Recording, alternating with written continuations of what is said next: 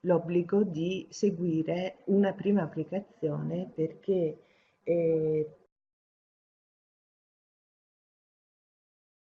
scadevano i termini per un programma interregionale Green and Blue e dovevamo realizzare della cartellonistica per la via delle Prealpi.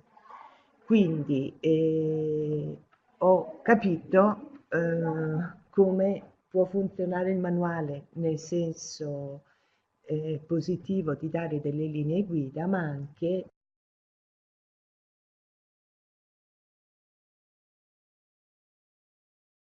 mi sono resa conto che ci possono essere delle difficoltà di applicazione. Quindi io ho accettato molto volentieri l'invito a venire qui e il mio approccio, proprio d'accordo con Matteo, è quello di rivedere insieme il manuale e di cercare, per quanto ho seguito, di vedere quali possono essere i punti critici, fondamentalmente quali sono gli elementi imprescindibili e quelli su cui, come diceva Matteo, bisogna applicare il buonsenso, perché più che un manuale, credo che questo debba essere inteso proprio come un insieme di linee guida da applicare con l'obiettivo proprio di dare un'immagine unitaria del turismo in Veneto.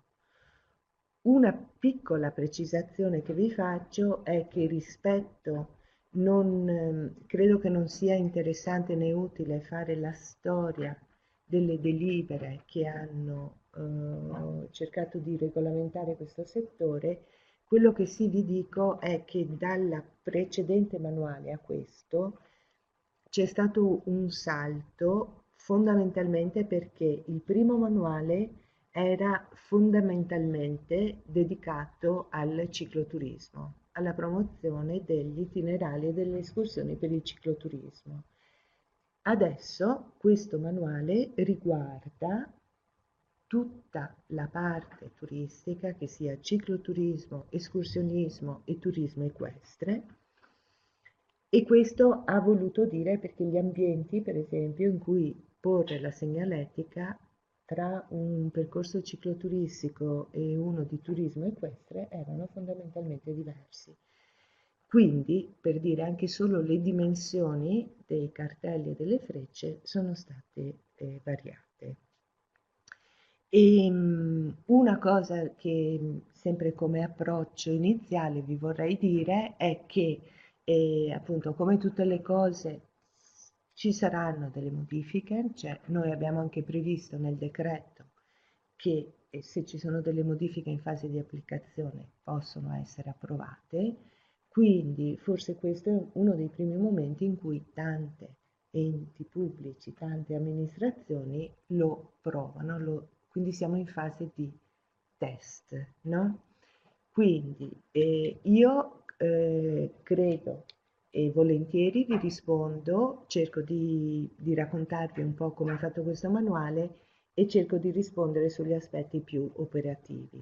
Per tutto il resto credo che sia opportuno che io prenda nota e tornando in regione dai miei dirigenti faccio presente se ci sono delle possibili modifiche o se ci sono delle difficoltà applicative.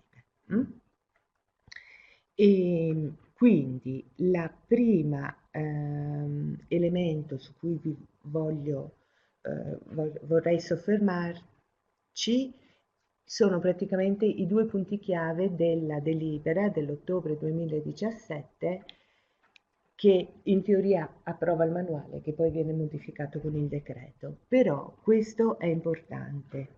Questo manuale di cui parliamo oggi riguarda tutti i tracciati, le escursioni presenti nel territorio regionale che riguardano cicloturismo, escursionismo e turismo equestre, mentre per i sentieri alpini, i sentieri attrezzati e le vie ferrate di alta montagna già censiti rimane invariato il riferimento agli schemi previsti dalla delibera 2/2008. Io non ho delle conoscenze specifiche su questo, ma per questo aspetto invece c'è un mio collega, Simone Bertin, per cui per qualsiasi cosa io posso recepire le domande e poi vi verrà risposto. Quindi questo riguarda tutto. Questo è importante perché ieri, per esempio, mi è stata posta la domanda da un altro GAL, ma riguarda solo gli itinerari previsti dalla REV? No, riguarda tutto il territorio regionale, gli itinerari turistici.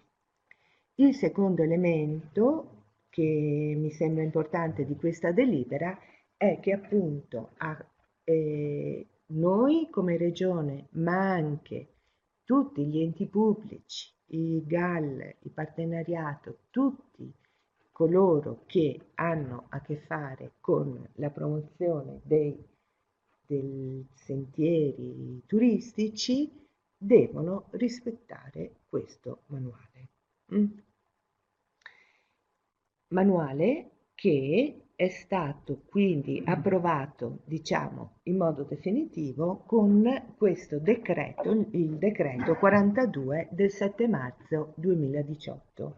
Io nella cartellina e nel materiale che vi ho portato vi ho lasciato il testo della delibera e il testo del decreto e l'allegato che è proprio il manuale che adesso andiamo a... E poi vi chiederemo evidentemente anche se fruibile per sito. Benissimo.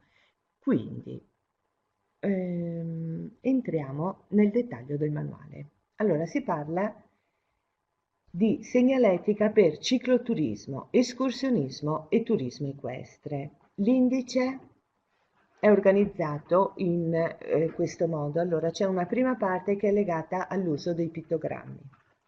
Il secondo capitolo che è legato ai pannelli turistici e che riguardano quindi i gate point e gli info point.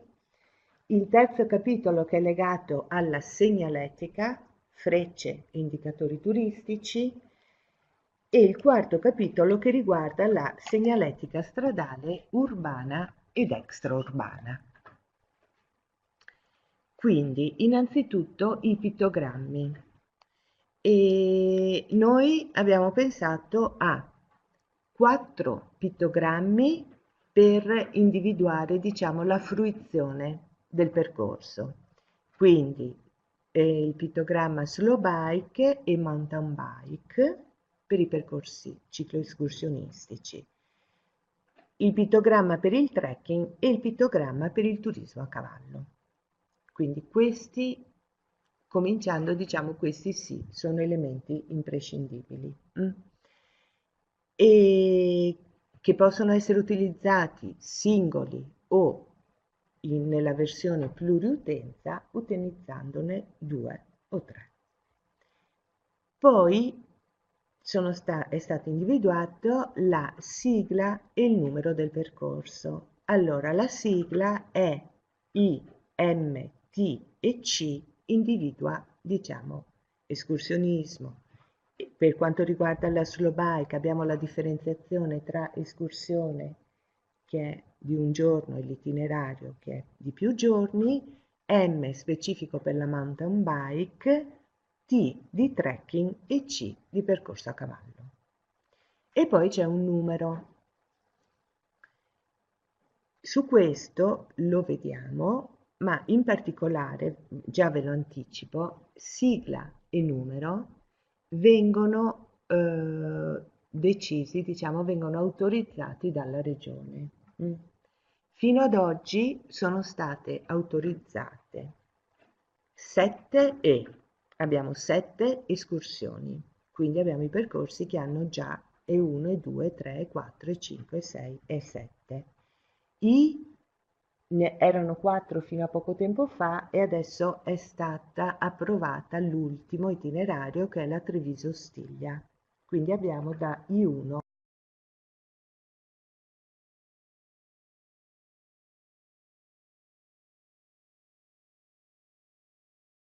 ai 5 sono già a posto.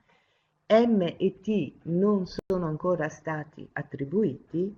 Per la C abbiamo i 12 percorsi da C1 a C12 della Via delle Prealpi.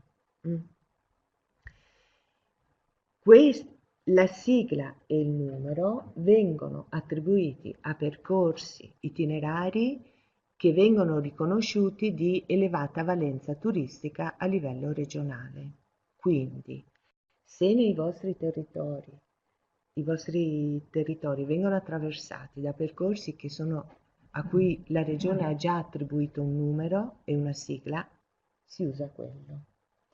Se non è così, ci sono due possibilità: o il percorso e l'itinerario ha una valenza, diciamo, comunale o diciamo una valenza locale, allora voi non mettete niente, né sigla né numero, mettete solo il nome del percorso. Nel caso invece in cui, per dire come è successo con la Treviso Ostiglia, stava per preparare la segnaletica, la Treviso Ostiglia per una serie di motivazioni era stata considerata di valenza regionale, allora si fa richiesta alla regione, viene fatta un'istruttoria e viene di seguito attribuito il codice e il numero. Va bene fin qui?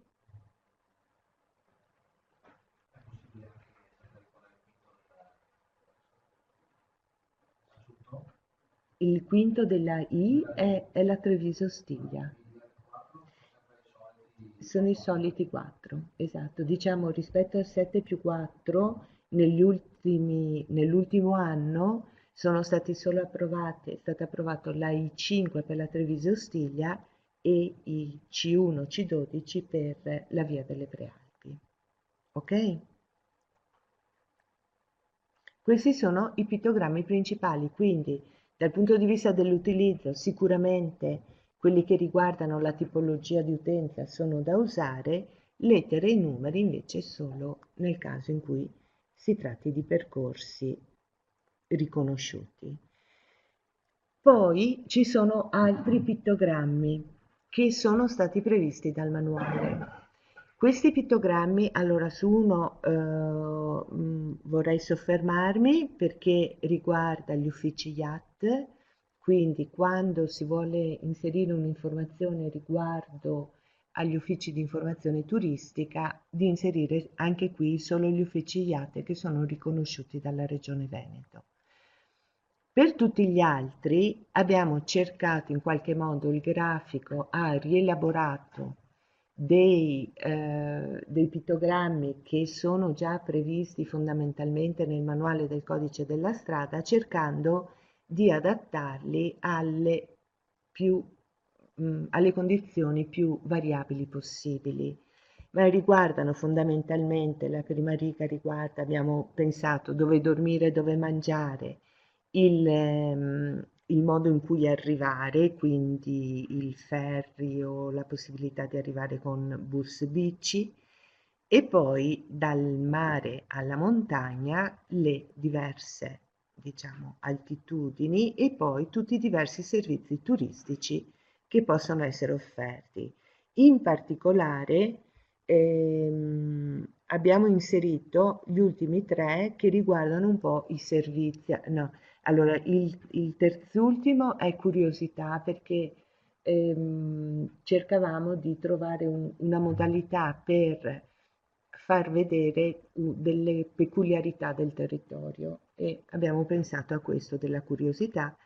E poi proprio rispetto alla valenza diciamo del manuale in termini turistici, quindi di servizi, abbiamo inserito gli ultimi 2 che riguardano proprio luoghi dove possono essere dati servizi ai turisti in bicicletta e ai turisti a cavallo. Ovviamente anche questi non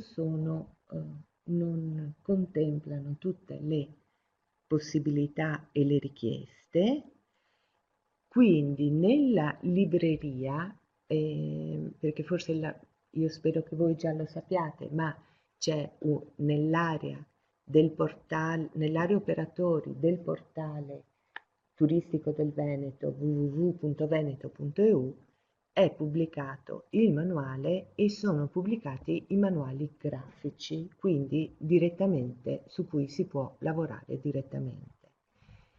insieme ai manuali grafici c'è una libreria che contiene i pittogrammi principali e un'altra in cui abbiamo inserito altri pittogrammi che possono essere utilizzati, ma questi diciamo non sono stati rielaborati dal grafico, ma sono stati ripresi direttamente dal manuale del codice della strada. Quindi, per i pittogrammi, la guida all'uso dei pittogrammi, noi abbiamo inserito solo, va bene, la definizione del pittogramma e il fatto di utilizzare, ecco questa è una cosa importante, i pittogrammi della bicicletta, quello solo bike e mountain bike è diciamo un elemento grafico che però può essere utilizzato solo nella, diciamo nella sentieristica, perché esiste il pittogramma ufficiale della bicicletta previsto dal codice della strada, quindi per tutta la segnaletica nei tratti urbani ed extraurbani bisogna utilizzare quello ufficiale del codice della strada. Per quanto riguarda poi l'uso dei pittogrammi, vi dicevo cavallo, bici e trekking, se il percorso è destinato solo alla bicicletta si mette solo un pittogramma. Oppure può essere multiplo, può essere destinato anche al turista a piedi e si mette anche il pittogramma del trekking o a cavallo. Quindi 1, 2 o 3, questa è una decisione che vi riguarda pensando a quale può essere la funzione. Anche su questo punto ho avuto varie richieste di chiarimento perché magari un percorso è già diciamo famoso, è già adattato per, diciamo, per le biciclette, ma forse può anche essere utilizzato a cavallo. Allora il mio consiglio è sempre metterne 2, cioè pensare potenzialmente in futuro alle diverse possibilità di utilizzo da parte del turista, dando una priorità. Quindi nel caso in cui i pittogrammi da utilizzare siano 1 o 2, viene previsto che il primo a destra è la valenza principale, oppure nel caso, scusate, in cui la direzione sia la freccia a destra. Nel caso della direzione freccia a sinistra, il primo a sinistra. Quindi questa è un'esemplificazione. In questo caso la valenza principale è la bicicletta e sta diciamo più vicino alla freccia. Nel caso in cui vedremo ci sono anche lo sviluppo orizzontale del gate point e dell'info point, si può anche utilizzare i 3 pittogrammi vengono utilizzati anche in verticale, allora la priorità è quello più in alto. Credo che sia più complicato da spiegare che poi da realizzare. Per quanto riguarda la sigla e il numero dei percorsi, già ce lo siamo detti. Quindi, se sono percorsi, itinerari di valenza, anche di valenza turistica importante, ma a livello locale, non si mette niente. Nel caso in cui invece o si rientri nei percorsi, già negli itinerari già approvati, si usa E1, I1, eccetera, e nel caso invece di percorsi che voi vogliate, che ritenete che siano di rilevanza per tutto il territorio regionale, si fa domanda alla regione istruttoria e con decreto viene approvato. Fin qua va bene? Ci sono dei dubbi? Bene. Aspetta che... E adesso passiamo ai modelli, modello per modello. Allora, il modello 1 siamo localizzati già nel sentiero, nell'itinerario e nel percorso e siamo in un punto di accesso vicinissimo al percorso o alla tappa. Io vi faccio l'esempio della via delle Prealpi che ho seguito, il parcheggio dove arrivano le macchine con i cavalli. Lì viene posto il gate point, è come l'entrata nel percorso.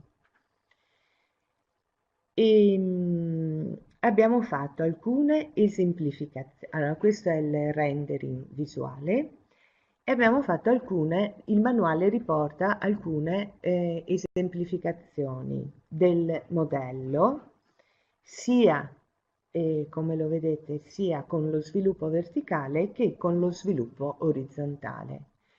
Ma la cosa che è più interessante di tutti è ovviamente la guida alla costruzione. È questa che voi avete già nel modello grafico che si può scaricare dal sito. E quindi qua ci sono tutti i diversi elementi e vengono indicate le caratteristiche grafiche, il corpo, i colori e l'orientamento e tutti i diversi elementi. Allora, credo, voi lo vedete abbastanza bene? Io mi devo mettere gli occhiali. Allora, diciamo la cornice, il fregio, il leoncino nuovo del Veneto, perché in tutta questa storia infinita di delibere che ha portato a questo nuovo manuale è intervenuta anche una modifica dei colori della bandiera del Veneto e da ultimo alla modifica del marchio turistico da Veneto tra la terra e il cielo a Veneto Bellend of Venice. Ma questo è già tutto pronto, quindi se uno apre ha già tutto diciamo, il modello preparato. Allora, io direi di partire dai diversi elementi e capire quelli che sono importanti, quelli che sono semplici e quelli su cui ci può essere qualche dubbio. Allora, il E1 e 2 già ce lo siamo detti. Il titolo, in questo caso Anello dei Colli Euganei, questo sarà il nome del vostro percorso. Che sia in corsivo, che abbia questo carattere, comunque se voi cliccate sopra viene così, quindi non c'è problema. Quindi qua in questo spazio va il nome del percorso e qui vicino il pittogramma, che appunto può essere singolo o nel caso siano da utilizzare più pittogrammi perché quindi nella versione pluriutente è già impostato questo modello per cui il nome del percorso ha un suo spazio e sotto ci sono i 3 pittogrammi.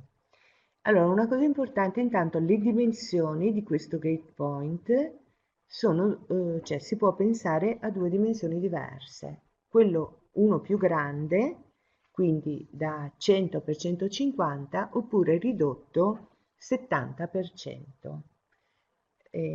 Solo per dirvi che la riduzione è proprio nata dall'esigenza anche nella via delle Prealpi in ambienti più fragili per avere un minore impatto si può utilizzare il modello più piccolo, 70%.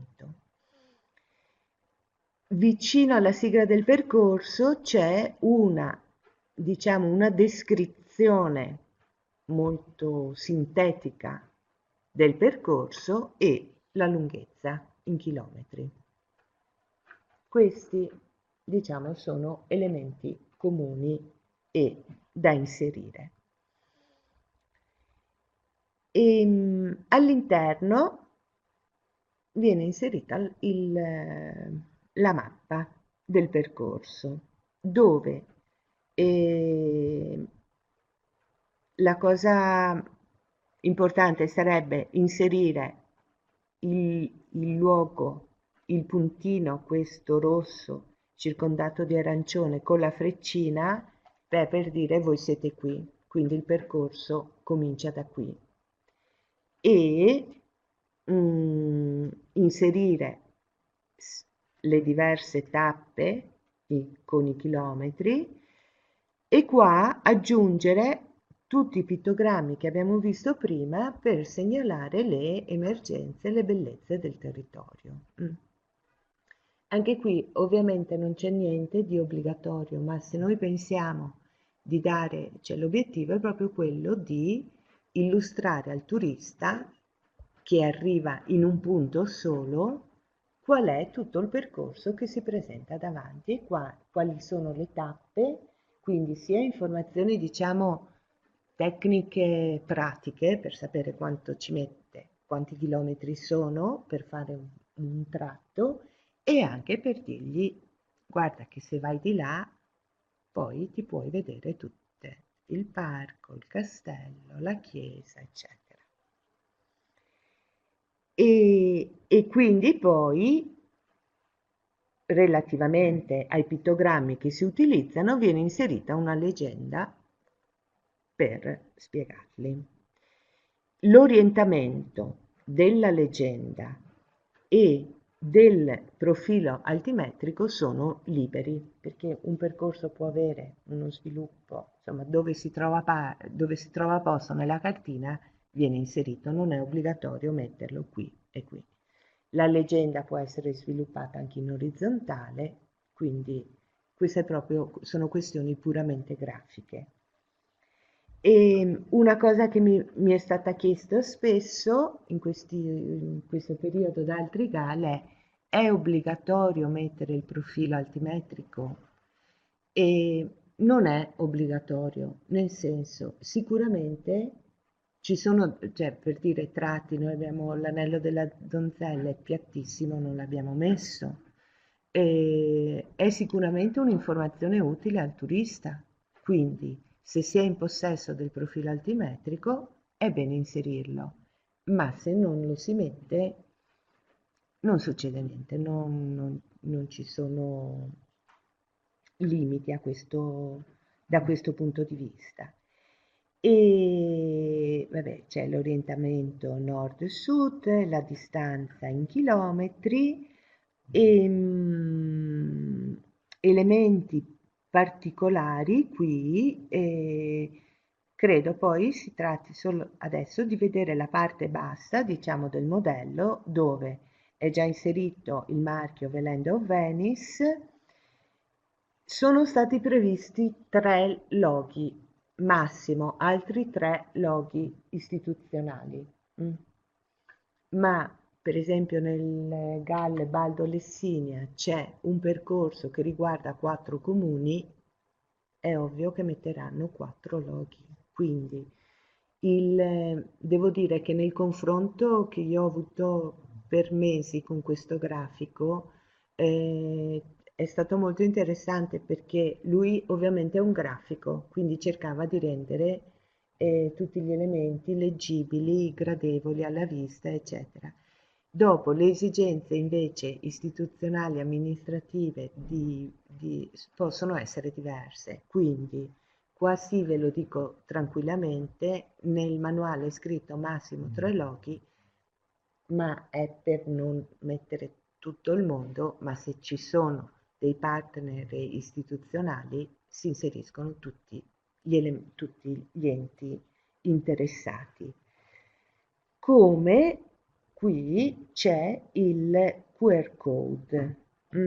Anche qui è obbligatorio, è sicuramente obbligatorio nel momento in cui il percorso ha la possibilità di essere scaricato, quindi si inserisce.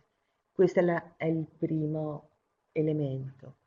Se non c'è, a volte noi consigliamo di mettere comunque il QR code del portale turistico del Veneto, che voi sapete anche quello è in fase di elaborazione, ma conterrà dei mini siti tematici, quindi è possibile poi inserire là, se voi avete la possibilità di inserirvi nel portale turistico, può essere interessante inserire questo. Oppure, se non c'è niente, non si mette. Questo è il modello con l'orientamento verticale.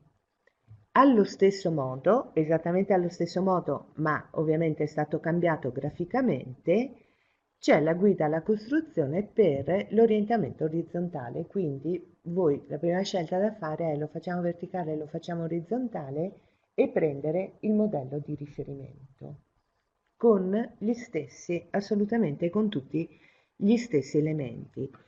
Una, una cosa importante che vi dico, perché ci è successa a noi proprio per le frecce, e quindi lo abbiamo inserito anche qua, che è pensando al materiale con cui verranno realizzati questi pannelli e alle modalità di fissaggio, per dire noi la prima freccia l'avevamo messa quando dovevamo attaccarla, andava proprio giusto il pittogramma del cavallo.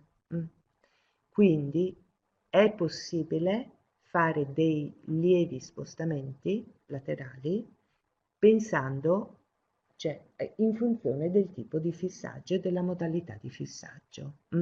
Anche questo, cioè, non è che debba essere applicato in modo totale il manuale se graficamente viene una cosa brutta. Quindi pensiamo sempre ai due elementi, che l'elemento esplicativo sia bello, sia gradevole alla vista e che si rispetti il più possibile quanto previsto dal manuale. Questo era, lo pensavamo già, ma poi abbiamo pensato proprio di inserirlo sì, per non dare pensieri. Quindi questo è il modello gate point, orizzontale e verticale con le due dimensioni, e che va inserito all'interno dei percorsi nei luoghi cardine, dove si entra. Questo è il primo modello. Ci sono domande? Bene. Modello 2, InfoPoint. Che cosa, da cosa nasce questo? Da che esigenze nasce? Abbiamo pensato un turista si trova a 1 chilometro da un percorso importante. Come fare per indirizzarlo verso il percorso? Allora questo è il modello 2, InfoPoint. Anche qui due dimensioni, 70% e 50x70, e sviluppo verticale e sviluppo orizzontale. Vediamo il modello, la guida alla costruzione. E allora, diciamo, l'intestazione è sempre quella, viene ripresa dal modello Gate Point. Ma qui cosa vogliamo dire al turista? Sei nelle vicinanze del percorso.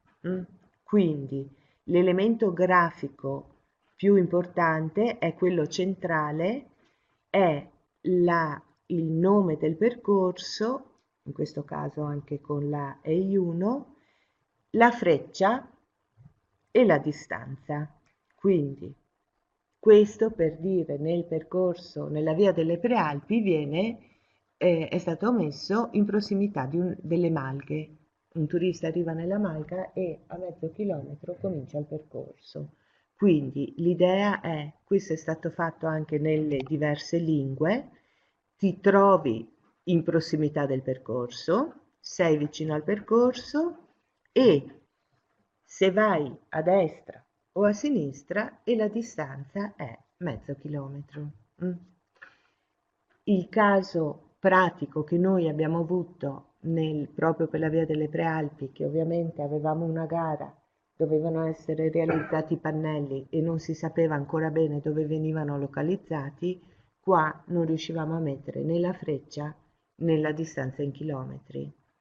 Allora è stato messo solo il nome del percorso e si è pensato poi a delle frecce da applicare, il nome del percorso centrale e delle frecce che poi vengono applicate. Perché spesso quando fai la gara non hai già, spero voi sì, noi non avevamo ancora queste informazioni, quindi ci siamo mossi in questo modo. metti qua perché così sentono. Sì, E volevo chiedere, nel caso di questo modello, vi è anche l'indicazione di dove ci si trova, dove il punto informativo dove si trova questo modello sta rispetto al percorso? sì, perché è qui.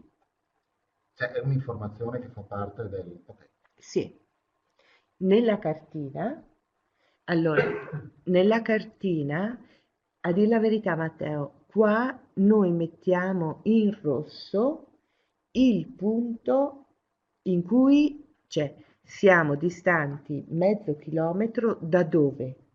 E questo, il puntino rosso, è Dove c'è il dove c'è punto di appello? No. no, dove arrivi, dove ti inserisci nel percorso. Questo tu lo metti in una malga, in un punto informativo, eccetera, e dai l'indicazione tra mezzo chilometro trovi la lunga via delle Dolomiti, ma dove? Arrivi qui in alto a destra. Mm? Noi lo abbiamo pensato in questo modo. Quindi diciamo che qua le informazioni fondamentali sono proprio quelle, solo ti trovi in prossimità del percorso, se vuoi lo scarichi con le stesse indicazioni di prima rispetto al QR code e alla URL del file GPS e più piccolo invece viene realizzato la stessa mappa che è stata pubblicata nel Gatepoint viene ridotta con una specifica appunto del punto in cui si arriva nel percorso. Perdoni la domanda, il punto dove viene posizionato questa tabella è quel puntino nero che vediamo poco sotto il numero 15, dico bene? E Accanto all'altimetria, poco a destra dell'altimetria del percorso. devo ripetere la domanda. Sì. E allora, non trovo il puntino nero. Allora, e rispondo alla domanda dicendo che non c'è né in questa mappa, nell'info point, non è localizzato il punto in cui viene inserito l'info point. È localizzato con il puntino rosso l'immissione nel percorso. Non vedo il puntino rosso, ho qui sotto mano il manuale, però non vedo il puntino rosso. Ah, quello iniziale, ok, sì, perfetto. Va bene? Quindi la cosa fondamentale è l'info point viene inserito nei luoghi dove si pensa che ci sia un grande flusso di turisti, ma che magari loro non sanno che a poca distanza ci si può immettere in un altro percorso itinerario. Quindi il mezzo chilometro è dall'indicazione, voi siete qui, che comparate nella cartina, fino a Carazzo di Cadore in buona sostanza. Sì, dove tu inizi il percorso, ma dipende. Cioè, è per questo che se voi, io spero che nei vostri progetti abbiate già l'idea di, il gate point viene inserito e quello è in qualsiasi, l'unica cosa è la freccina e il punto, voi siete qui. Mm? L'info point invece sarebbe opportuno pensare già prima dove, dove posizionarli per il fatto di poter costruire perfettamente tutti gli elementi, quindi con la freccia, con i chilometri e con i puntini. Il fatto del puntino, diciamo che comunque può essere aggiunto dopo e noi, vi dico, abbiamo dovuto fare così. Ti è chiaro? Sì, è più chiaro il primo, sì. Ok, bene. Gli stessi elementi, tutti gli stessi elementi nel modello orizzontale e sempre con le dimensioni, le due dimensioni 100 x 70 e 70 x 50. Modello 3. Quindi diciamo per tutti i pannelli sono questi: gate point all'inizio del percorso, info point in luoghi dove passa tanta gente per indirizzarli verso il percorso a cui voi siete interessati. Adesso siamo nel percorso e per questo sono previste due frecce, diciamo. tre in realtà, la freccia indicatrice, che questa va inserita proprio lungo il percorso nei tratti più ampi e più visibili. Questa è la freccia a destra e a sinistra. Le dimensioni sono 55 x 15. Qui diciamo che il turista è già arrivato al percorso, deve solo seguirlo. Quindi l'idea è di inserire un po' di frecce indicatrici nei luoghi più importanti. Secondo questo modello, era questo il caso che noi abbiamo avuto problemi per il fissaggio, perché il fissaggio era previsto proprio in centro, quindi abbiamo spostato un po' il cavallo. Quindi qua comunque c'è solo la sigla del percorso, se c'è il nome del percorso e i pittogrammi, destra e sinistra, con l'ordine che ci siamo detti. In questo caso la versione è un percorso pluriutenza con maggiormente dedicato al cicloturismo. Il modello 4 invece è stato elaborato, questo in special mode, è stato fatto proprio per il percorso La Via delle Prealpi. In questo caso sono segnali di proseguimento, quindi si è già nel percorso se si vuole indicarlo meglio, ma sono più piccolini e quindi le dimensioni sono 22 x 5 x 12. Qui non mettiamo neanche il nome del percorso perché tanto sappiamo già che siamo nel percorso C12, dobbiamo solo seguirlo. Ultimo modello per i percorsi turistici è l'indicatore turistico. Allora, mentre prima nel caso dell'infopoint, per dire, eravamo in una malga e c'era questo mezzo chilometro per arrivare al percorso, qui è viceversa. Stiamo seguendo il percorso, ma allontanandoci di 1,5 km abbiamo il laghetto delle Tose. Quindi questi li chiamiamo indicatori turistici per sottolineare degli elementi belli, interessanti del paesaggio che ti fanno deviare un po' dal percorso. Destra e sinistra, e anche qui la guida alla costruzione. In questo caso, quindi, l'elemento nuovo, diciamo, è la denominazione del punto di interesse turistico, nome, pittogramma che lo rappresenta e la distanza. Io sono qui, tra 1 chilometro e 600 metri c'è il laghetto delle Tose. Questo riguarda fondamentalmente, quindi questi sono i 5 modelli: gate point, info point, la freccia indicatrice, segnavia e l'indicatore turistico. Tutto questo è lungo i percorsi. Abbiamo fatto un'aggiunta al manuale, quindi diciamo che l'elemento grafico e l'elemento comune riguarda questi 5 modelli.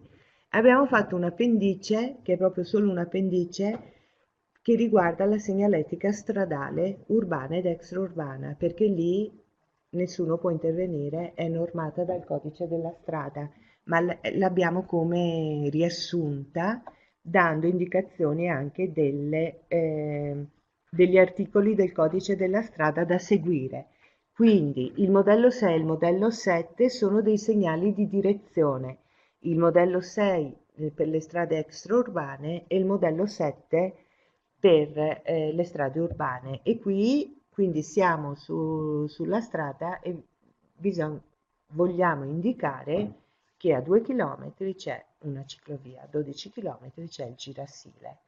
Qui non c'è una guida grafica, nel modello, cioè sulla guida della regione non ci sono già i modelli fatti, perché questi riguarda proprio le regole del codice della strada. So che, per dire, noi per il lavoro che abbiamo fatto ci siamo rivolti a Veneto Strade perché là insomma, erano loro che sapevano. Quindi diciamo sulla strada seguiamo le regole ma indicandole. Quando poi siamo in percorsi su strade urbane e extraurbane comunque, il modello 8 riguarda e viene inserito nelle inserzioni tra più percorsi, quindi siamo sul percorso, da una parte si può andare a prenderne uno e dall'altra parte un altro, quindi si utilizza questo modello 8. Il modello 9 diciamo che in qualche modo è come l'indicatore turistico del percorso, siamo lungo il percorso urbano extraurbano, a 5 km c'è Treviso e quindi viene utilizzato questo modello. Il modello 10 e l'11 sono il segnavia e il 10 e l'11 è il segnale di direzione verso siti di interesse turistico, lo stesso, un po' come prima, come noi. E poi questo è preso proprio dal codice della strada, i casi in cui questi sono dei segnali accessori che vengono inseriti come una voce sotto altri e c'è biciclette a mano e eccetto biciclette. Questo è stato inserito perché nella versione precedente erano sbagliati i colori, era bianco su nero rispetto al codice della strada. E ecco, questo è il manuale. Qui vi ho lasciato il link per scaricarlo, per scaricare i modelli grafici e i riferimenti email della mia direzione turismo e la mia mail personale elena.schiavon, il mio telefono e il telefono della direzione. Io credo che per qualsiasi cosa poi ecco, diciamo, io ci sono, come ci sono stata per Matteo, sono contenta di questa occasione, è stata anche un'occasione importante per me, cioè lo sarà adesso, ascoltando le vostre domande, per capire quello che funziona e quello che non funziona, per problemi specifici, io, come diceva prima Matteo, cercare il mio pensiero è partire dal modello del manuale e capire se è applicabile totalmente benissimo. Se ci sono dei dubbi, che li potete risolvere benissimo voi col buon senso, se ci sono dei dubbi particolari ci scrivete o ci chiamate in regione o attraverso Matteo. Grazie, sono qui ad aspettare le vostre domande. Posso soltanto un attimo, prima di darvi la parola. Allora, faccio io una domanda, ma che riguarda tutti inevitabilmente, che è questa. Noi siamo obbligati a riportare nel materiale, nelle attrezzature che è finanziato nell'ambito del PSR, nell'ambito del leader, loghi così come indicati dall'autorità di gestione. Fermo restando che su questo dovremmo avere delle conferme, magari anche dall'agenzia AVEPA, vorrei chiederti se ci sono stati casi similari, ovvero sia casi in cui sia stato necessario riportare delle indicazioni grafiche dei programmi o piani che hanno finanziato eventualmente segnaletica di questo tipo, e se sì, in quale ambito, diciamo così, fisico è opportuno siano riportati. Allora Matteo, non è ancora successo perché il manuale è giovane e io penso che sia un elemento su cui noi come regione possiamo parlare con AVEPA e penso al PSR e con i responsabili del PSR a livello regionale per per condividere una modalità comune a tutti i progetti. Quindi io penso sicuramente il logo del GAL può essere sono definiti, la scritta. dove e dimensioni. Ok, benissimo. Questo lo riporto come loghi. Io ho due indicazioni, signora. Una, sapere che tipo di materiali, se sono stati stabiliti dei materiali con cui fare cartelli, i pali di sostegno, se c'è un'indicazione sui pali di sostegno, e se si possono aggiungere ulteriori note all'interno di quell'iconografia, coordinate, una coordinata GPS di localizzazione di quel punto particolare. Se lo possiamo fare o se non lo possiamo fare. Sì, sì, sì, però la terza me la può ripetere un attimo se si può? Se possiamo inserire delle coordinate GPS all'interno del cartello, cioè se su quel cartello posso inserire o con un Q-code o con un'indicazione, una coordinata GPS che quel palo si trova in quella postazione definita. Io mi avvicino con il mio telefonino, leggo il Q-code o inserisco le coordinate e mi geolocalizzo su quel punto dove c'è il cartello. Indicazioni che ogni tanto serve anche per la sicurezza dopo che se uno chiama mi trovo a cartello che ha questa coordinata. Ok, allora, la domanda era riferita al fatto se ci sono delle indicazioni sui materiali da utilizzare, come prima domanda, la seconda rispetto ai pali di sostegno e la terza sul fatto se si possono inserire delle coordinate GPS di localizzazione anche ai fini della sicurezza. Allora, materiali e pali di sostegno noi non abbiamo dato, il manuale non prevede alcuna indicazione. Quello che sì vi posso dire è che proprio con il progetto di segnalazione della via delle Prealpi sono state fatte delle gare, sono stati verificati diversi tipi di materiali e quindi se vi può interessare io vi posso comunicare anche tipo a livello di, non di prezzo, ma insomma ci sono delle soluzioni che possono essere. Sicuramente noi abbiamo considerato la variabile tempo, perché che fosse un materiale durevole nel tempo e che fosse una modalità appunto di approccio non invasiva del territorio. Quindi per dire, so che per i gate point è stato utilizzato un tipo di materiale con le bacheche, appoggiandolo alle bacheche in legno nei parcheggi. E invece per quanto riguarda i segnavia, so che è stato, adesso non mi ricordo il nome del materiale, ma è un materiale nuovo di quelli super ecologici che durano per sempre, che costano anche, quindi lì sono degli elementi da inserire nella gara. Per quanto riguarda il discorso delle coordinate GPS, non è previsto, ma io credo che sia un elemento in più che dà sicurezza e quindi, secondo la regola del buon senso, non c'è nessun... Se vuole mi riprometto di fare una verifica, ma credo che non ci sia alcun problema.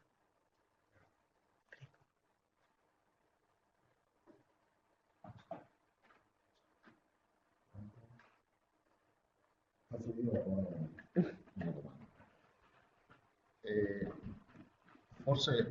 Forse ne hai parlato prima e mi è sfuggito in quel momento in cui ero fuori. Rispetto alla tabellonistica già esistente e comunque riconosciuta valida dalle precedenti norme regionali, evidentemente esistono e penso che sia difficile, insomma, ecco, gettarle. Il principio qual è? Quello di cercare di far, come dire, coesistere le cose o cos'altro?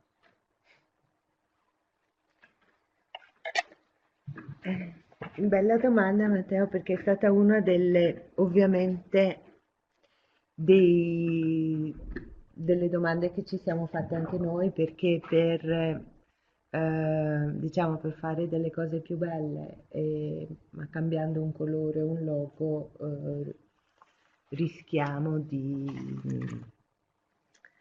non usare bene i soldi pubblici.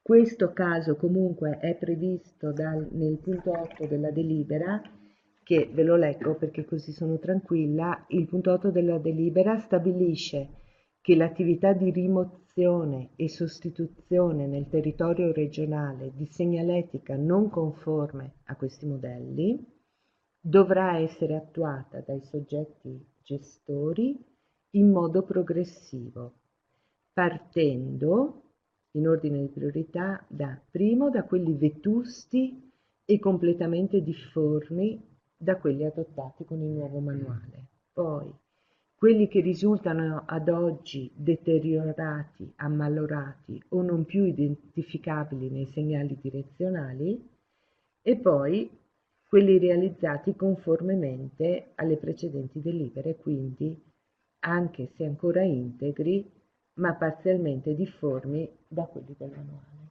di questo manuale. Col tempo noi ci siamo, nella pratica noi, sempre con il progetto Green and Blue, avevamo un finanziamento anche per i percorsi ciclabili, e lì il Veneto Strada è intervenuta con il vecchio manuale, perché non aveva senso che tutto azzurro e poi comparisse una freccia rossa, così. Quindi, diciamo, sicuramente per i nuovi, partiamo con i nuovi, con l'idea, questo dovrebbe essere un progetto, speriamo a lungo termine, almeno che duri per un periodo tale per cui i nuovi percorsi e nel tempo l'immagine venga coordinata.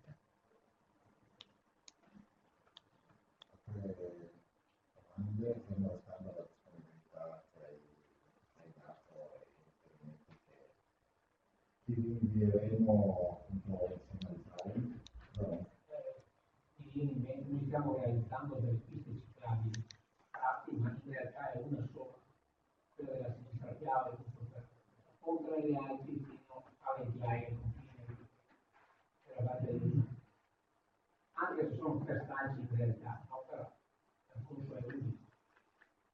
Non abbiamo, e neanche non potremo chiedere adesso, una sigla, un numero, perché stiamo eseguendo, dobbiamo realizzare in tempi brevissimi. Quindi io questa mattina ho avuto contatto con la ditta e mi dice: guarda che se volete che consegniamo i lavori finiti nei tempi stabiliti di contratto, dovete darmi indicazioni, tabelle, delle strisce e quant'altro. E questo è un problema. Quindi mi pare fuori tempo dover chiedere adesso alla Regione una sigla o un numero. Andava fatto prima, non da noi, anche perché il manuale l'avete approvato a marzo, era però a febbraio. Quindi questa riunione andava fatta allora. Perché non vorrei poi che ci fossero contestazioni come PEPA, già non ne abbiamo abbastanza, no? Secondo, alcuni tratti di questo percorso ciclabile sono in strade provinciali, comunali, quindi devono essere conformi ai codici della strada, questo è fondamentale. Quanto propone il manuale è conforme ai codici della strada? Temo di no, i colori a me non risultano che siano conformi. Quello che il colore rosso lì a me non sa. Il leone ci può stare, ma il colore rosso a me non risulta che sia conforme.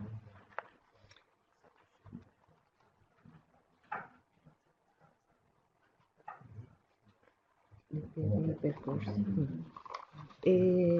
Allora, due domande sono state fatte, una relativa alla pista ciclabile Sinistra Piave, e per cui i lavori di tabellazione devono concludersi presto. Allora, una parte sono conclusi, già fuori la segnaletica. Sì. È la parte principale, e stiamo, la ditta mi ha chiesto oggi, in breve, la prossima settimana devo dare indicazioni precise per ordinare il pacchetto. Sì. Allora, la tempistica dei lavori non consente la possibilità di chiedere alla regione un codice e un numero. Chiedo scusa perché interrompo nella sua risposta, ma sono 30 diversi che stanno facendo i tratti di questo percorso. Quindi dobbiamo chiedere il 3, dobbiamo stento a immaginare, e secondo me l'unica considerazione è questa, è un percorso di tipo locale, tra virgolette. Non è così, ma l'unica considerazione che mi viene da fare alla odierna è questa. Quindi andiamo avanti tenendo conto sia così, ma così non lo è, perché poi si collega appunto nelle Alpi quando arriva la strada Reggia, è collegato alla lunga via delle Dolomiti, va a collegarsi col tracciato che parte da Buschi e va a Primolano. Mi pare veramente una roba, io non voglio essere polemico, ma non ci siamo, onestamente, se non venivo la visione era contento all'atto di altro. Mi trovo una difficoltà, ma che mi preoccupa di più, guardate, che è proprio rispetto alle cose della strada, perché lì non si transige mica. Abbiamo già avuto in questi giorni problemi con mezzo strada, per i tratti di sottopasso, sovrappassi, che no, sono miei, che abbiamo fatti noi, dovete chiedere l'autorizzazione. Allora, non so come riassumere. Allora, rispetto al discorso della segnaletica stradale, sui tratti urbani ed extraurbani non va applicato il manuale, ma quanto previsto dal codice della strada. Così è scritto, così prevede il manuale, così l'abbiamo indicato. Il manuale si applica solo ai percorsi sentieristi dove la regione è libera di fare quello che vuole.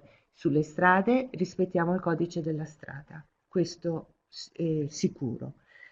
Per quanto riguarda la tempistica e la possibilità di richiedere il riconoscimento, noi abbiamo inserito questa, cioè non potevamo pensare che se adesso abbiamo E7, poi parte il comune con un E8, l'altro E9, oppure ognuno dà i numeri e soprattutto diciamo un minimo, non un'istruttoria chissà cosa, però di verificare se questo è un manuale di segnaletica turistica, quindi è importante la valenza turistica. A me dispiace nel suo caso se il percorso è così, ha questo tipo di valenza e non so i tempi, cioè poi che siano 3 enti che lo presentano, credo che ci sia un ente, se è veramente importante, io credo noi lo approviamo con un decreto, quindi ci mettiamo anche un giorno per farlo. La Treviso Stiglia è andata così, nei fatti. Era da tempo che si pensava che la Treviso Stiglia aveva il diritto di essere riconosciuto come itinerario, ma fino a che non dovevamo fare la segnaletica non gli è stato attribuito il numero. Quindi, secondo me, veda lei se è il caso di muoversi rapidamente, se per la cartellonistica aspettare la numerazione si può fare. Comunque, ecco, sul secondo punto sì, la tranquillizzo. Noi come regione mettiamo leoncini e loghi solo su dove possiamo. Spero che non sia stato brutto venire a questa riunione, mi dispiace. Perché non possiamo fargli studiare piano appena acquistati e installati. Il tratto nel mio comune è completato, diciamo appena adesso, c'è la cartellonistica che rispecchia molto quella delle simbologie, diciamo, no, sì, ma anche del manuale,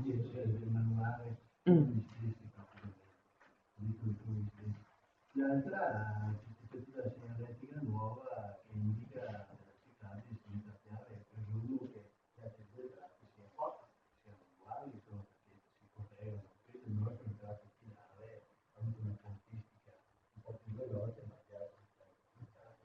Comunque, allora,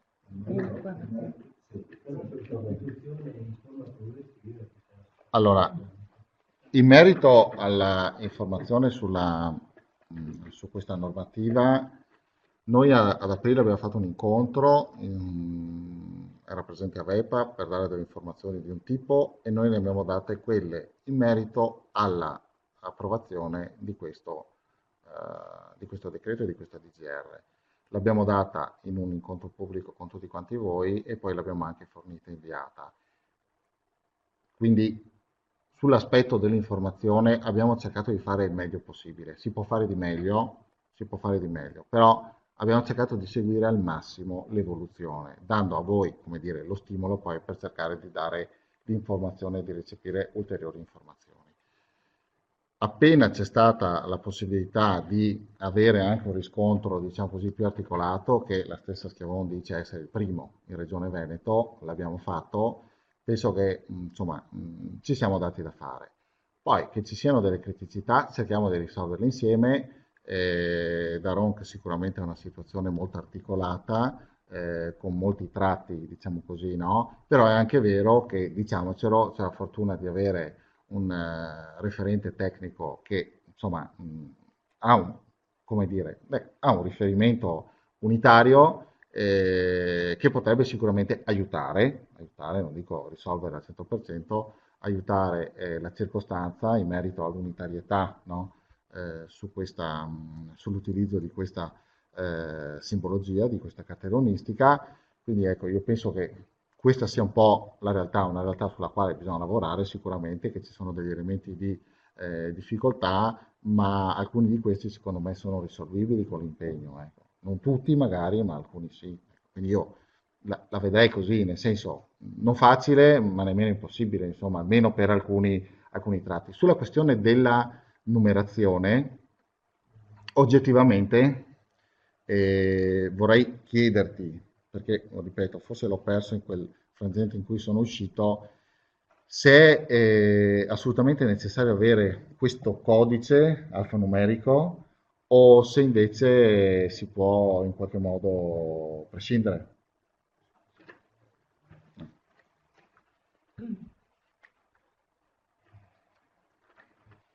Il codice alfanumerico non è un elemento necessario nella cartellonistica, è ovviamente un elemento che dovrebbe impreziosire il percorso, no? Quindi se non lo si ha e se si... Allora, nel caso questo sì, ne avevamo già parlato. Oggi come oggi, se uno deve andare a fare una gara, io dico non si mette niente, né lettera né numero.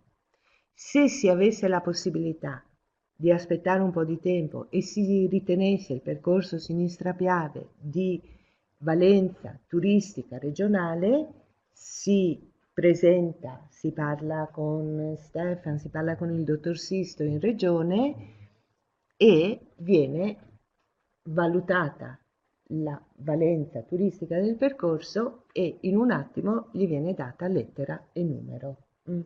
Quindi non è un elemento legato alla cartellonistica, diciamo, è che forse la cartellonistica in questo momento aiuta, cioè stimola a farsi riconoscere come percorso di valenza turistica regionale.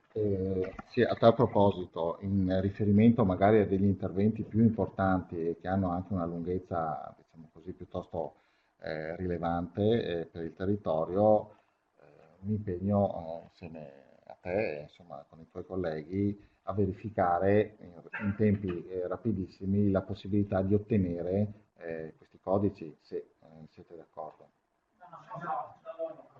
Se posso intervenire un attimo, perché non so se è utile. Allora, qualche tempo fa c'è stata una riunione in provincia dove era presente il consorzio PIM, c'era anche Giuliano per la DMO, in cui si faceva una riflessione abbastanza banale quanto utile.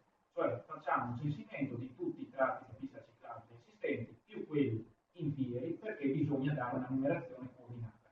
Io non lo so se adesso valga la pena a livello di sinistra, perché io sono assessore in Unione Montana, se valga la pena a livello di Sinistra Piave di inserire un codice regionale, quando a monte manca ancora questo lavoro, perché rischiamo di avere il codice e 7, le 8 poi magari giù a Venezia, le 12 arriva cioè, diventa un'arlecchinata. Con la situazione che già descriveva il dottor Daronca, in cui le gare e i lavori sono partiti e abbiamo urgenza, forse adesso è meglio aspettare, secondo me, e studiare la cosa prima a livello provinciale, a livello di territorio qui, e poi fare una richiesta unica, immagino, perché come diceva il dottor Daronca, poi siamo all'interno di un percorso unico, chi lo sa che il nostro numero non serva per andare fino a Cortina più volte verso Primoranco. Questa è la cosa che un po' di tutto il progetto mi dà più da pensare sulle ciclovie. Sulla parte escursionistica ci sono la partenza è certa, esatto, scusa, la partenza è certa perché appunto nelle altre via Dinamo, le altre, la via Regia, eccetera, quindi ci siamo a posto. L'arrivo però giustamente, quello che diceva Alex, è Primorano, secondo la mia testa, ma la mia di testa, da tecnico, non da amministratore o altro, cioè è un disegno generale che manca. C'è una confusione enorme, tra l'altro, dico anche di più, questi progetti che abbiamo fatto noi per la sinistra chiave hanno dei difetti, nel senso che abbiamo dovuto adattarle ai bandi, abbiamo dovuto adattarle a certe esigenze e così. Non è detto che sia l'asse, secondo me la sinistra chiave è un asse turistico principale, no? Con qualche piccola variazione, ma secondo me qualcuno lo deve dire, ma non devo dire io da tecnico, io faccio il mio di mestiere, ma purtroppo una vita che sono dentro capisco che ci vuole qualcosa, una strategia, chiamiamo strategia e ci fermiamo lì. Alla data odierna ho solo sollevato il problema, ma me lo sono già risolto da solo. Mi ha fatto piacere, la prima risposta mi ha dato lei, ma è chiaro che io non posso avere un pezzo di 10 km che fa parte di questo itinerario, che ha già la cartellonistica fatta, che rispetta i codici astrali, quindi sono a posto, no? Non ho fatto io un andamento nel mio territorio, e il resto del percorso, altri 30 km, 40, non posso cambiare, può essere diverso, non posso dare una sigla. Quindi ci fermiamo, è una riflessione la mia. Dico, a questo punto cerchiamo di fare il meglio possibile, inserendo quello che ci chiede il bando, inserendo dentro degli elementi che derivano dalle dimensioni delle frecce e quant'altro, su questo sì non ci piove, insomma, è già un passo avanti, avere una chiarezza di indicazioni, questo sì c'è. Però va pensato, ma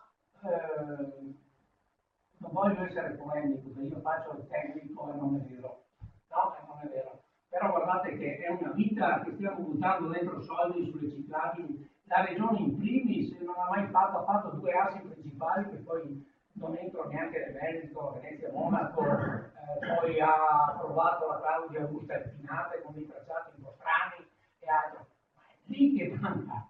E a cascata manca a livello provinciale su questo un vero pietoso, e poi sai, gli enti locali, quelli più virtuosi, si sono mossi, altri sono stati fermi, adesso ci troviamo così a rincorrerci, a completare, perché anche noi il percorso sistemiale cerchiamo di completare i tratti che i comuni hanno già fatto, per dare continuità. Ecco il perché dell'asse portante l'itinerario che discorso si faceva, insomma. Allora, bisognerebbe poi l'occasione, non è questa, adesso ne parliamo solo, ma a breve sì bisognerà cogliere l'occasione di fare un ragionamento più serio. Perché io, sì, perché appunto nelle Alpi io che assisto l'arrivo di Carovana, l'altro giorno c'era un pullman polacco, una cosa molto strana, con dietro un carrello con sulle biciclette, e anche persone della mia età, di anziani, giovani, età, no? Che giravano, ma non sapevano che andare, guarda lì dice c'è la via delle Lombardi che passa, c'è di tutto di più, non sapeva neanche guardare l'ufficio turistico, onestamente. Solo per dare un po' di senso a chi ci sta vedendo, allora il dottor Daronche ha evidenziato come al di là degli aspetti, diciamo così, oggetto dell'incontro di questa mattina, ci sia una criticità di programmazione senza della quale evidentemente, e adesso parla Giuliano Vantaggi.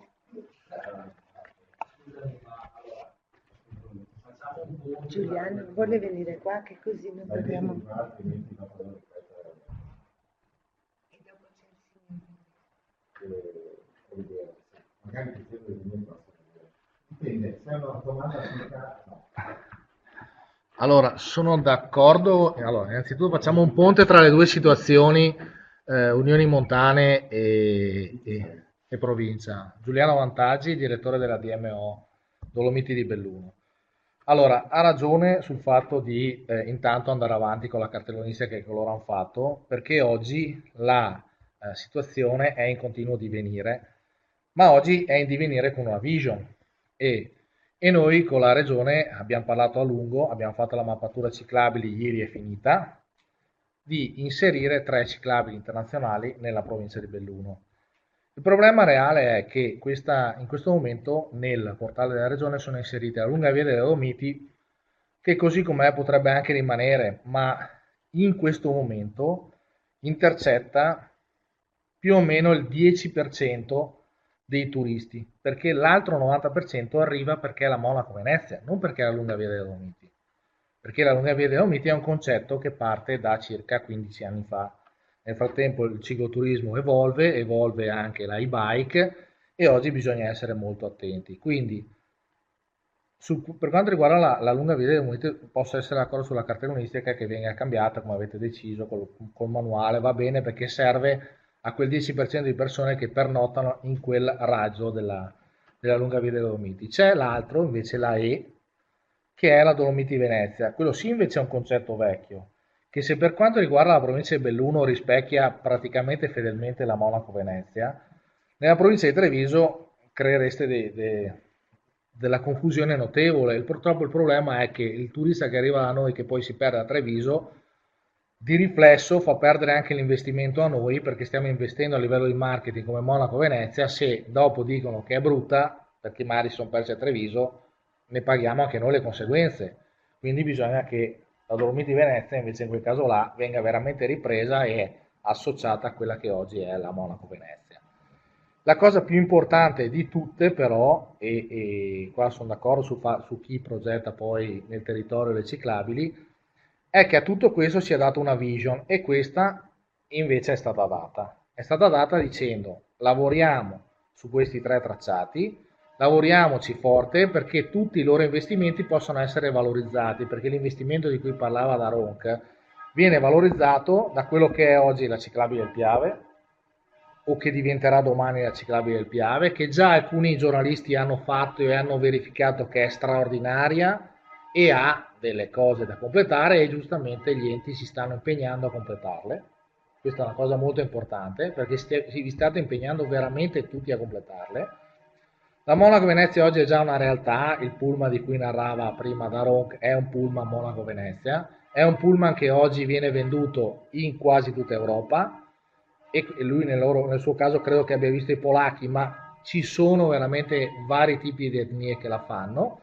E la terza invece è la Claudia Augusta Altinate che segue perché lo segue da tanto tempo il tracciato, passatemi il termine, tra virgolette originario della Claudia Augusta Altinate, che se fino a 5 anni fa era un problema di dislivelli e quindi venivano considerate delle navette per quanto riguarda le nostre prealpi, per quanto riguarda le prealpi trentine e bellunesi, oggi non c'è più. Con la e-bike questo problema di dislivelli oggi non c'è più. Quindi noi possiamo tranquillamente promuovere la Claudia Augusta Altinate, che a livello di promozione turistica, e qua parlo proprio di DMO Dolomiti, ha un unico problema di partecipazione di cicloturisti alla Claudia Augusta Altinate, è che a Trento attualmente non c'è nemmeno un cartello, nemmeno uno, che vi manda verso il Veneto, non ce n'è uno. L'unico cartello che c'è è Gardasè, fine. Quindi nel momento in cui vengono a fare la Claudia Augusta Altinate o sono molto informati su quali sono i 2 tracciati o se no finiscono a Ostiglia, motivo per il quale è stata inserita al Veneto a Treviso-Ostiglia, perché è un collegamento logico. Se noi però come provincia di Belluno chiediamo l'intervento per potenziare anche in altri territori il marketing della Claudia Augusta, a Feltre, in Feltrino, nelle parti che la riguardano, arriverebbero molti più cicloturisti. Quindi a parte la cartellonistica che che avete pensato col manuale, secondo me già iniziare a pensare alle 3 ciclabili internazionali, perché il turista viene giù dall'estero verso di noi tramite un solo tipo di indicazione. Questa indicazione non la conosce e prova ne è che, faccio un esempio per Daronc, progettata la Monaco-Venezia 2014, porto io i giornalisti internazionali e tedeschi giù, arriviamo a Ponte, strada Regia, hanno frenato e detto abbiamo sbagliato strada. Cioè, a Cortina è successa la stessa roba con la lunga via dei Dolomiti, frenato, abbiamo sbagliato strada, perché il cicloturista internazionale comprende un marchio. Una cosa, non che non vada bene il fatto che ci sia la cartellonistica alla lunga via dei Dolomiti, perché tanto va benissimo, il cicloturista quando sa che è anche sulla Monaco Venezia lui va e questi cartelli vanno bene, ma dobbiamo dirglielo. Questa è la prima cosa. La seconda cosa è che benissimo nella parte della gestione, diciamo, cicloturistica a livello di attività da poter vedere lungo la ciclabile, quindi i cartelli che mandano verso castelli o cose del genere, vanno benissimo. Chiedo solo di concordarli con la DMO Dolomiti in questo momento che fa il player, perché di fatto, lo abbiamo notato nel corso del tempo, chiaramente chi progetta ciclabili a livello tecnico magari si perde un'emergenza turistica che invece c'è e bisogna segnalargliela e segnalandogliela crea economia per i territori, perché di fatto se non gliela segnaliamo non lo sanno, ma se gliela segnaliamo fanno magari una piccola digressione, possono fermarsi a un bar, possono fermarsi a dormire, possono fermarsi da varie parti. Quindi non è banale dare l'ok alle, diciamo, alle digressioni turistiche chiaramente vicine ai grandi tracciati, perché lontane non possiamo darle lontane. Concludo dicendo che l'intreccio di queste 3 grandi ciclabili internazionali creerà dei micro e dei macro anelli incredibili, perché crea dei micro anelli sia in Valbelluna che nella parte della Cadore, che nella Gordina è più difficile perché deve fare i passi per creare anelli. Però, per esempio, si sta lavorando molto sul collegamento Selva e Cortina, in modo da creare un grande anello soprattutto basandosi sul fatto, uno, che il Giavo è il passo più bello delle Dolomiti e due, sul fatto che con l'iBike ce la fanno a farlo. Queste sono le due cose, però vi dico, la cosa è più difficile fare anelli, ciclabili no, ma anelli sì.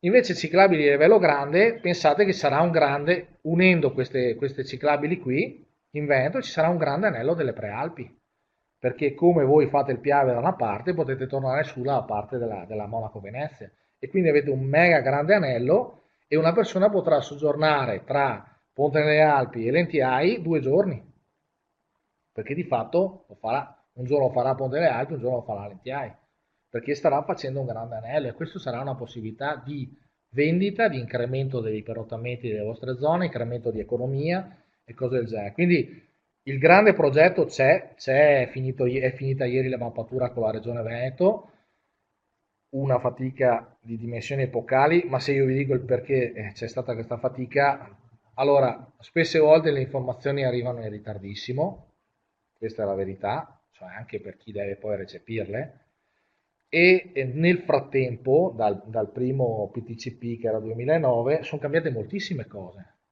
Sono cambiate moltissime cose in ordine di direzione di alcune cose, di asfaltatura, di creazione effettiva di ciclabili, di logica. Per esempio, guardavo Dolomiti Venezia, non tanto per quanto riguarda la provincia di Belluno che rispecchia la Monaco Venezia, ma nella provincia di Treviso è diversissima. Le due diramazioni sono diversissime, quindi rischieranno una gran confusione in provincia di Treviso, mentre in provincia di Venezia più o meno una delle due parti la rispecchia. Quindi io ho concluso dicendo, attenzione che c'è un grande progetto, cerchiamo anche di lavorare oltre che su questi aspetti, su almeno chiediamo alla Regione come l'abbiamo chiesto perché siamo provincia pilota assieme a Verona, almeno sulle ciclabili internazionali che riusciamo a lavorare insieme, perché vanno benissimo questi dossier, come si chiamano di preciso? Manuali. Questi manuali vanno benissimo, bisogna applicarli anche a livello internazionale per fare in modo che il ciclista si riconosca perfettamente e non perda la strada, perché sennò succede veramente quello che ha detto Daronche, e lo vedo anch'io spesse volte, che si bloccano, si fermano. Bene, grazie Giuliano. Oliviero, vuoi fare la domanda? Domanda secca. Una premessa sul fatto che, molto breve, non è la sede per parlare di ciclabili, ma non c'è pubblicità che tenga, la ciclabile viene utilizzata se funziona, se hai servizi, tutto il resto sono chiacchiere, quindi io credo che bisogna riflettere su questo. La domanda secca invece è, la numerazione comporta che la Regione Veneto inserisce la ciclabile in una sua pubblicità, in un suo servizio informativo, o semplicemente è una cosa che può utilizzare il singolo comune o la provincia dicendo questo circuito è autorizzato dalla Regione? Perché, tornando al discorso di prima, la pubblicità è l'anima del progresso. Quindi è da capire se questo numero serve o se non serve, perché se io ho un buon percorso ciclabile, non ho interesse a inserirlo in regione, perché sono già inserito nella Monaco Venezia piuttosto che altro, di avere una E1 piuttosto che una E25, non me ne va e non me ne viene, è un discorso. Se invece io, entrando in una E25, entro in un giro più complesso, nel quale la regione si fa promotrice nei vari consessi e promuove, fa le mappe, eccetera, e così, allora è un altro ragionamento. Torno anche a ciclabile della sinistra chiave, cioè se serve solo per passarci con la bicicletta va bene anche senza numero, se invece il numero può significare qualcosa di più, allora è meglio ragionarci sopra. E la domanda è stata posta sull'utilità della numerazione ai fini, se collegata a possibili azioni promozionali della regione o meno. Allora, io vi parlo dal mio piccolo, nel senso che io colgo tutte queste osservazioni verso la regione, però io mi occupo di altre cose e mi sono occupata graficamente di questo. Però quello che so sicuramente è che fino ad oggi le E7 e I4 sono entrate a far parte della promozione. Voi sapete, io vi ho portato questo, che è ancora l'ultima cosa cartacea che è stata fatta. Adesso per il progetto Green and Blue è stata fatta una ristampa e sono state ristampate le brochure e le mappe dei percorsi che erano stati riconosciuti. Ma adesso la promozione è soprattutto online, quindi, e credo che la mia collega e Stefano stanno lavorando tantissimo sul portale, quindi io ho risposto di getto al signore perché era arrabbiato di essere venuto qua alla riunione, allora ho detto ma no, si può prendere il numero, però quello che ha presentato l'assessore Giovane e il direttore, credo che la linea che deve seguire la regione è quella di una strategia regionale, di un rapporto coi territori e poi, però so che Stefano, il dottor Marchioro lavora su questo, quindi tutte le proposte che vengono dalle DMO, e poi la promozione è il punto finale. Quindi si raccolgono le proposte del territorio, si organizzano e si promuovono. Io capisco, perché l'abbiamo pensato in altri casi, a volte la promozione arriva prima del prodotto, o non ha la stessa tempistica, quindi rischi, ce lo dice sempre Diego Gallo, si costruisce il tetto e non ci sono le fondamenta. Quindi questo è un limite. Io penso, prendiamo il manuale per quello che è, proprio come uno strumento operativo. Se oggi voi dovevate fare dei cartelli, invece che un comune lo faccia in un modo e uno in un altro, almeno tutti i comuni li fanno uguale. Io dico questo è il risultato minimo. Poi di sicuro, e lei lo sa, no, Giuliano, che c'è un tavolo di lavoro regionale dedicato al cicloturismo, dove perché anche la regione è un po' complicata, ci sono tante strutture che sono coinvolte, però perlomeno c'è questo tavolo per cui c'è infrastrutture, turismo, ci siete. Ecco, quindi quello è, secondo me, da quello che, insomma, penso che sia lì e oltretutto è anche lì a quel tavolo che si vuole portare il riconoscimento dei nuovi tratti. Quindi oggi come oggi, diciamo, lasciamo stare sigla e numeri, lavoriamo sia noi come regione che i territori nel portare veramente le tre, perché anche ha ragione anche lei, che senso ha avere una E25, bisogna averne 5 fatte bene, che attraversino tutta la regione, che abbiano i collegamenti con l'estero, con le altre regioni, che le persone non si perdano, che abbiano le informazioni, che abbiano i servizi. Questo è un di più, però purtroppo oggi sono venuta a presentarvi il cappello. Però so che c'è la base su cui bisogna lavorare. Ok. Allora, se non ci sono altre domande, riportando comunque un commento del parco che la contatterà per